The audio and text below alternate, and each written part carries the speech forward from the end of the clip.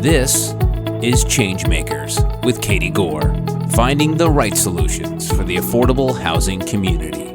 I'm back with Ruth White, Executive Director of Catholic Charities for the Diocese of Wilmington.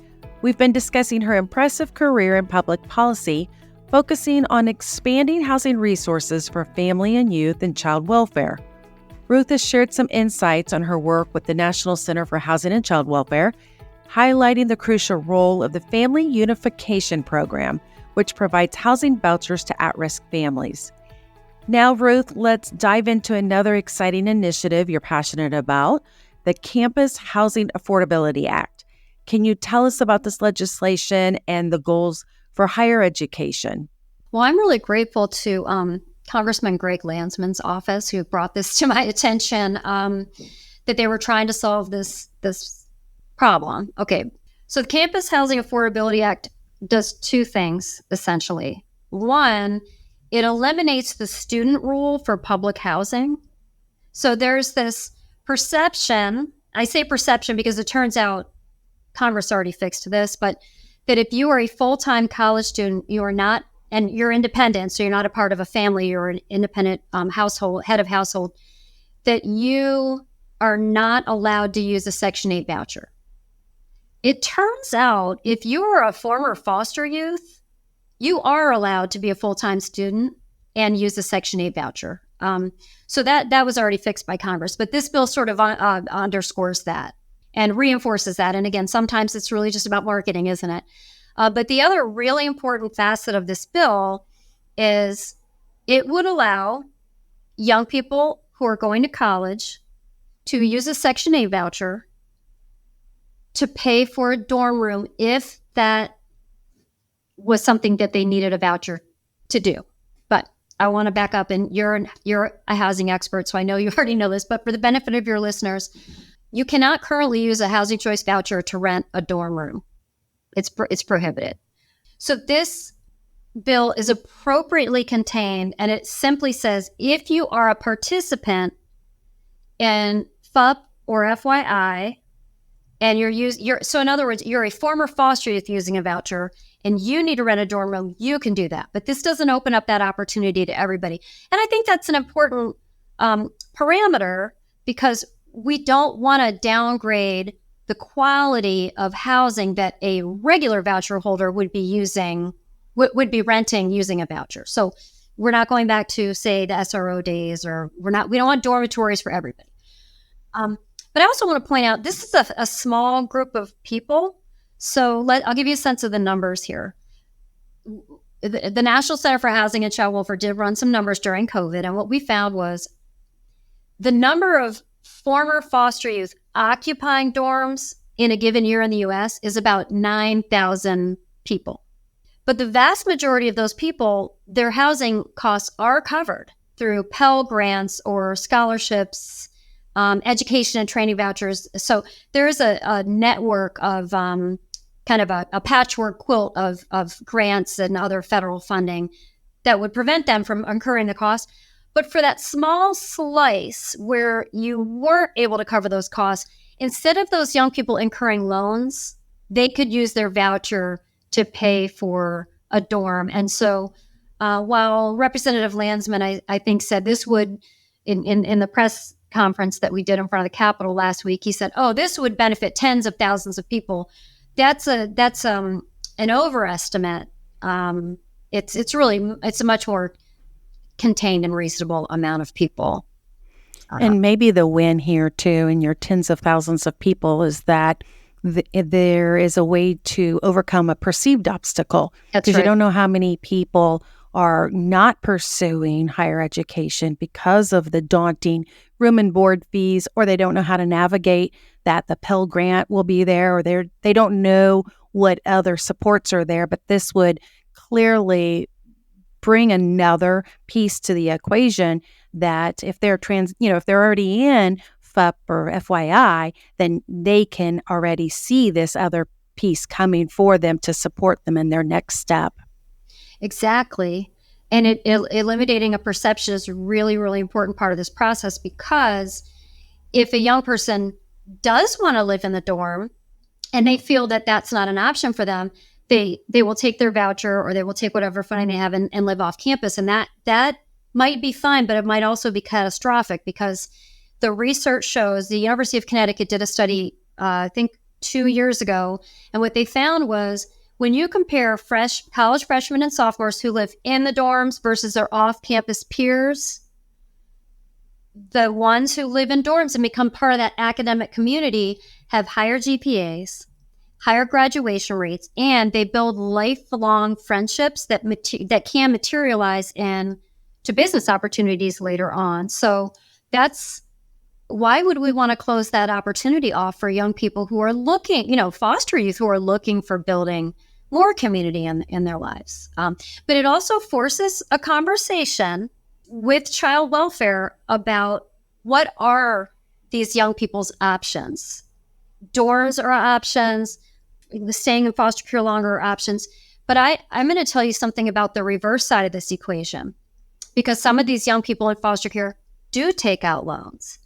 So because they need housing. So you have a phenomenon, which we haven't yet calculated how big this is, but this is a reality. And when you talk to foster youth, they'll tell you, because they're so concerned about housing, and they find out that they can get grants and loans to go to college and use the grants and loans to pay for housing, you have young people who have no interest in going to college, would rather go into the workforce, but they enroll in college to solve the housing problem. So all we're really trying to do as a kind of a movement or organization is just ensure that youth know all of their options and there's full transparency so that they can say, oh, I could also get a voucher through the FYI distribution mechanism, and I can go straight into the workforce. I have no interest in going to college. I don't have to take out a loan. That's so circuitous and confusing. I just want this clean transaction. All options need to be laid out to these young people so they can make an informed choice. Mm-hmm. Exactly. And it's been a progression for them in their life where they're having to wonder what the next choice is and what the next step. So this is a nice seamless piece for them should they choose to go down that path. I want to transition here to another conversation. You've got some new steps that you are taking in your path. What are those and where are you going? And what are your next plans here? Well, I think actually the best news is that I'm sort of stepping aside, and Jamal Callahan, who is an alumnus of foster care, nationally renowned public speaker, and original author of the Foster Youth to Independence Initiative and the codifying legislation, the enabling legislation, the Fostering Stable Housing Opportunities Amendments Act, is going to take the helm at the National Center for Housing and Child Welfare. And it's wonderful timing. But in a stroke of divine intervention, I was recruited to come to lead Catholic Charities of the Diocese of Wilmington. And I just think the timing is so superb. One, Jamal's the right person for the job.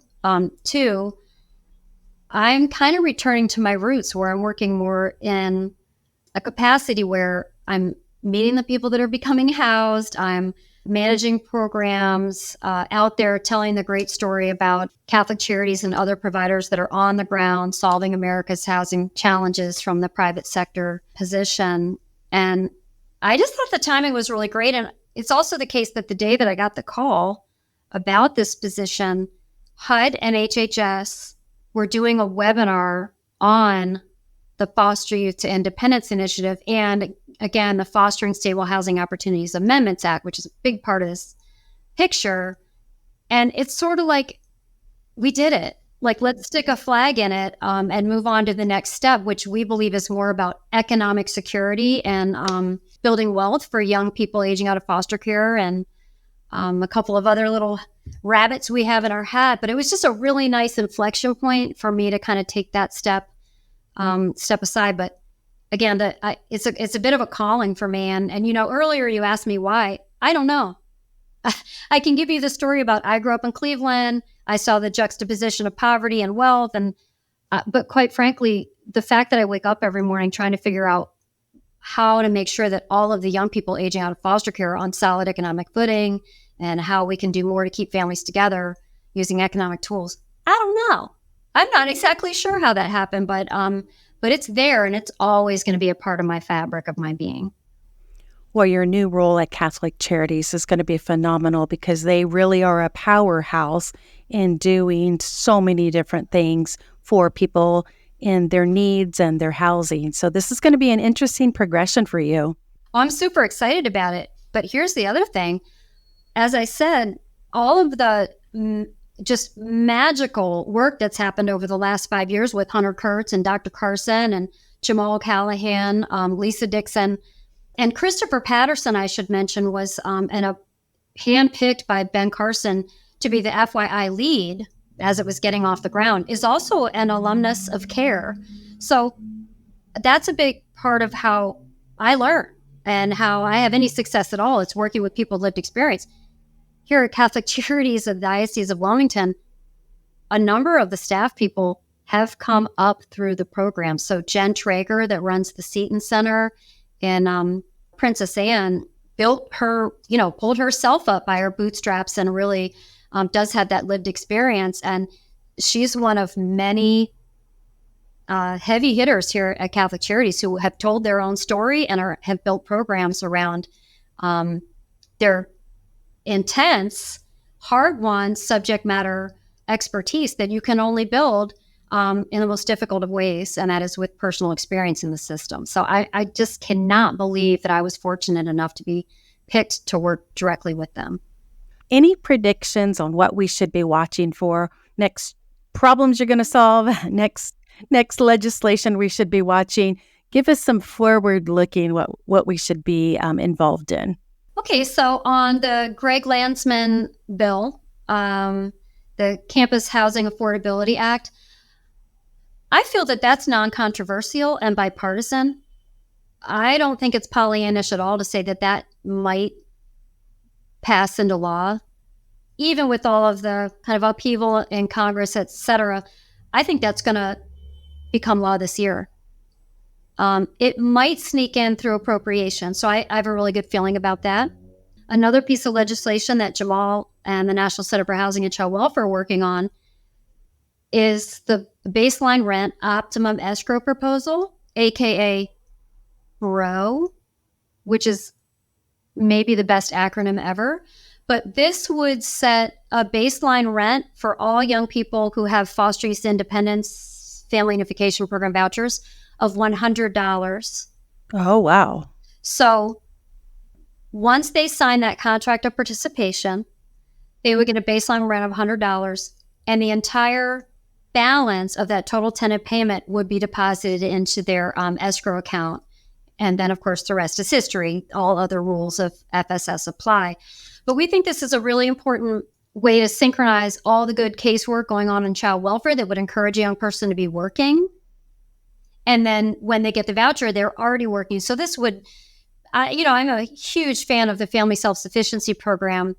And yet this would be an important correction to the FSS model. So we're pretty proud of that. Again, that's called the Baseline Rent Optimum Escrow proposal.